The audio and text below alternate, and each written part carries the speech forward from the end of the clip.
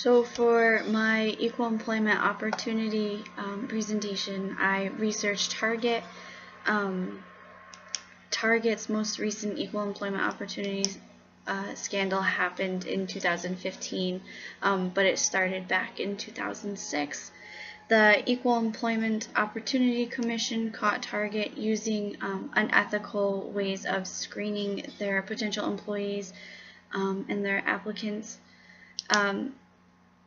The applications were reviewed, and then they were submitted for pre-employment physicals by psychologists, which would then determine their eligibility and capability to do the position that they were hired for.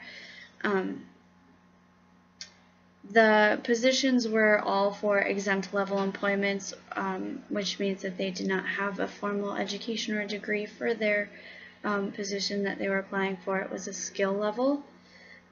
These positions were also not eligible for overtime and were salary pay positions, so they were not as high valued as others. The article didn't specify exactly how other applicants were turned down based off of race and gender, but it did mention that there was a lot of discrimination for race and gender, and not just based solely on disability.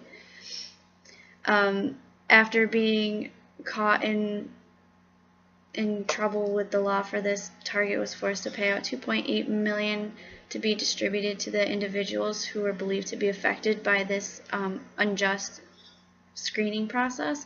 The number was suspected to be somewhere in the thousands, but they did not give an accurate or an idea of exactly where they were at as far as employees that were, or individuals that were affected. The only other information that I could find was that post-employment physicals were okay in some professions, so if they had done post-employment physicals, they would have been okayed. However, the pre-employment by psychologists is not accepted.